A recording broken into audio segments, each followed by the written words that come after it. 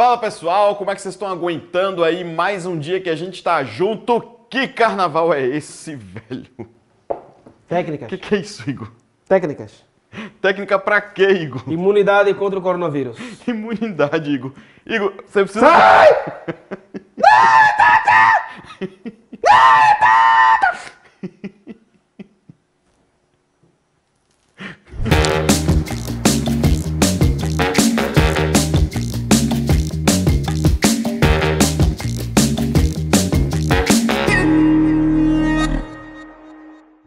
Já estamos na segunda semana de confinamento e a situação do Brasil ainda é incerta. Algum tempo atrás já estavam falando que o contágio cresceria de maneira exponencial aqui no Brasil.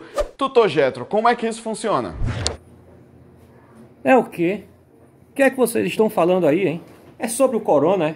Meu amigo, nesse período de quarentena o que mais a gente ouve falar é de uma tal exponencial. Tá vendo aí que a matemática serve para alguma coisa? Bom, e o que é que representa essa tal exponencial? O nosso objetivo é, dentro de casa, não saindo nas ruas, é evitar um número maior de pessoas contaminadas pelo vírus em um curto espaço de tempo. Então, a gente vai ter um número de pessoas contaminadas, mas aí agora em um longo espaço de tempo. E aí acontece o que chamamos de achatamento da curva exponencial. Meu amigo, a matemática é perfeita. Quer saber mais? Se junta aí com a gente.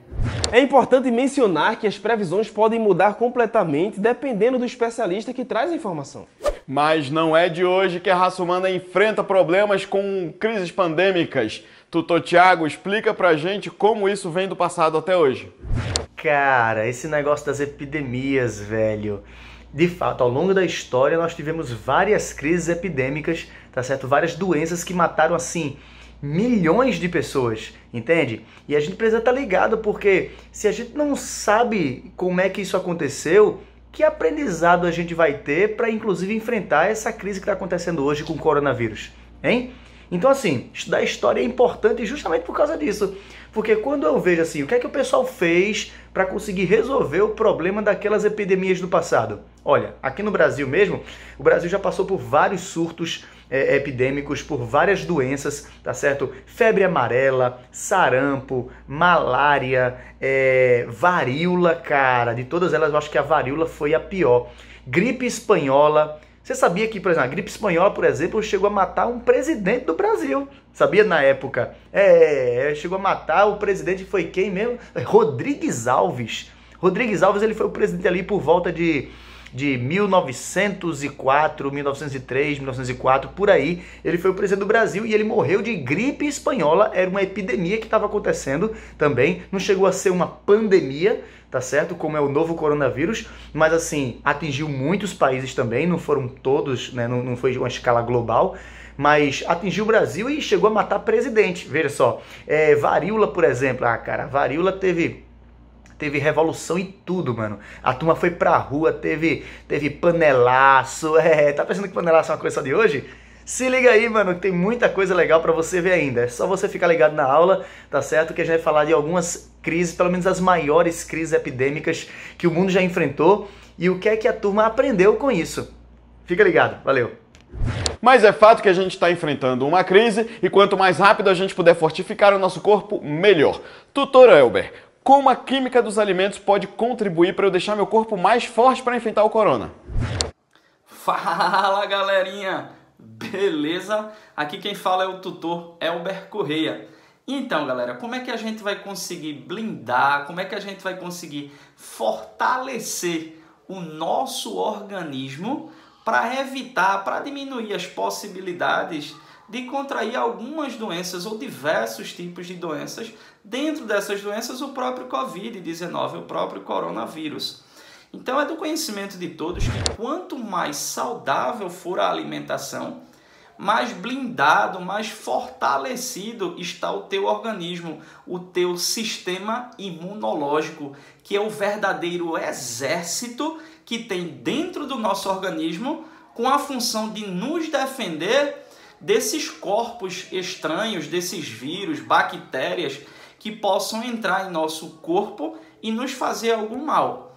Como blindar? Então a gente deve focar numa alimentação saudável, numa alimentação rica em nutrientes. Devemos diminuir a quantidade de alimentos industrializados que, de um modo geral, não são saudáveis para o nosso organismo. Por quê? Porque são ricos em substâncias químicas que, quando consumidas em demasia, normalmente fazem algum tipo de mal. Que substâncias são essas? Foram aquelas substâncias que a gente comentou ontem. São os conservantes. Então a gente deve focar em alimentação natural, alimentação saudável e diminuir o consumo de alimentos industrializados. Beleza, galera? Forte abraço! Pelo que eu estou entendendo, não basta apenas cuidar da alimentação e do exercício físico para que o nosso corpo se torne forte. É preciso também morar num ambiente propício a fortalecer o corpo. E parece que nesse quesito as zonas urbanas sofrem um pouco, não é, Tutor Marcondes? É verdade, viver nas áreas urbanas, certo? E manter uma qualidade de vida é muito difícil. Qualidade de vida no sentido de, não econômica, mas assim, de saúde, saúde física, saúde mental, né? Porque à medida que o homem sai do campo e vai para a zona urbana, ele tem que trabalhar mais, então ele sacrifica a hora de sono, né? Aí como meio de manter-se acordado, recorre a estimulantes, feita a cafeína, para dar conta de faculdade, para dar conta de Enem, para dar conta de provas, etc. Né? Os alimentos que nós consumimos também tem muito conservante, corante, alguns extremamente cancerígenos, não é verdade? Espaço para fazer exercício, claro que isso é desculpa, espaço tem, mas essa busca pelo trabalho, você tem que trabalhar para ter mais dinheiro, para ter conforto, termina muitas vezes forçando você a não ter atividade física, né? E sem falar dos problemas ambientais, poluição, né? O problema do saneamento básico, né? Falta de água nas casas. Então tudo isso favorece para que a população da área urbana, principalmente, tenha uma imunidade baixa. E aí quando vem um vírus como esse, as pessoas ficam apavoradas, né? E recorrem à farmácia vitamina C. Pois é, isso é um prejuízo que o nosso estilo de vida provoca, né? Então acredito que o coronavírus ele faça a gente pensar sobre essa questão da qualidade, principalmente em relação a hábitos saudáveis, né? Que é preciso sempre ter, até para a gente ter uma imunidade mais forte para resistir a algumas doenças, tá certo? Mas isso a gente vai falar em uma das nossas tutorias, tá certo? E aguardo vocês lá, ok? Um abraço. Se alimentar bem, fazer exercícios físicos, beber muita água, vida no campo. Isso pode tornar mais forte, corajoso e imbatível. Forte, corajoso e imbatível. Qualidades que nós encontramos em algumas sagas da ficção. Como bem vai contar pra gente o tutor Flávio Menezes. Olá. Quando nós pensamos em heróis, nós precisamos entender que a origem desse termo remonta à Idade Média, isso mesmo. E os primeiros relatos que nós vamos ter desses heróis corajosos, valentes, estão nas novelas de cavalaria. E é impressionante o quanto essas novelas elas estão presentes nos dias de hoje também. Então, curiosidades sobre esses cavaleiros medievais. Eles tinham que ter uma armadura. Essa armadura era composta por várias partes. E uma das partes mais importantes eram o escudo, a espada e o capacete, que tinha o nome de elmo. Então o herói de verdade, ele tinha que ter toda uma estrutura para se proteger e para dar a ele suporte para a batalha. Mas acima de tudo, o cavaleiro medieval, o nosso herói, ele tinha uma mente muito concentrada. E é por isso que existe o termo Código do Cavaleiro. Para algumas curiosidades que nós vamos trabalhar. Um dos itens do Código do Cavaleiro era a fidelidade. Ele era fiel à sua amada, ele também era fiel a Deus. Ele também era muito corajoso, ele era valente, ele tinha uma empatia por todos aqueles necessitados. Então é esse aspecto que nós vamos trabalhar. Nós vamos descobrir como foram construídas as narrativas medievais, essas novelas de cavalaria, e como elas moldaram, como elas inspiraram aquilo que nós conhecemos hoje como os nossos heróis ou os super-heróis. Vocês ficarão surpresos com as informações que eu tenho guardadas e vou passar para vocês. Manter o nosso corpo saudável é uma importantíssima orientação bíblica. E o pastor Tiago vai abrir a palavra de Deus para a gente agora para mostrar quais são os conselhos do Criador para o nosso próprio corpo. E logo depois da mensagem, não se esqueça das tutorias que estão aqui nesse canal. E terminando as tutorias, corre lá para o portal da Educação Adventista cpbedu.me para você ter acesso aos desafios. Valeu, pessoal. Pastor Tchau. Tiago é contigo. Até mais, fique bem. Olá, bom dia para você, tudo bem? Olha só, eu estava aqui pensando que é justamente nos momentos de dificuldade, de crise, que as pessoas mostram realmente tudo aquilo que elas investiram aqui no coração, sabe? São nos momentos de crise que a gente percebe assim, se uma pessoa investiu em coisas materiais, ela só vai pensar em coisas materiais. Mas se uma pessoa investiu, por exemplo, em humanidade, então são nesses momentos de crise que a gente vê a bondade, o esforço de atender o próximo, a solidariedade.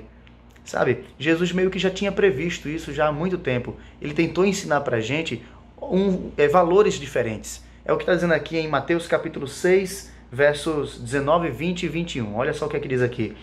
Não acumulem para vocês outros tesouros sobre a terra, onde a traça e a ferrugem corroem e ladrões escavam e roubam. Mas ajuntem para vocês outros tesouros no céu, onde a traça nem a ferrugem corroem e nem os ladrões escavam e roubam. Porque onde está o teu tesouro, ali está também o teu coração. Aqui fica um apelo para a gente, que a gente comece a talvez pensar em outras coisas para colocar dentro da nossa cabeça, dentro do nosso coração, sabe? Alimentar nossa vida, nossa alma, nosso espírito com as coisas que vêm dos céus. Porque as coisas daqui da terra só vão dar para a gente frutos daqui da terra mesmo. Então que tal a gente fazer essa oração hoje, pedindo para Deus colocar no nosso coração os valores do reino dos céus. Vamos falar com Deus? Nosso Pai, muito obrigado, Senhor, pelo privilégio que a gente tem de aprender um pouquinho mais contigo. Sabemos que o Senhor quer nos ensinar a sabermos fazer bons investimentos. Que a gente faça investimentos aqui na terra, Senhor, para nosso sustento, mas que a gente não esqueça que o verdadeiro investimento, aquele que vai dar um fruto eterno, é o investimento nas coisas dos céus. Então nós te pedimos que o Senhor coloque na nossa vida esses valores, esses tesouros, e que hoje sejamos teus, em nome de Jesus. Amém. Que Deus te abençoe, meu amigo. Bom dia.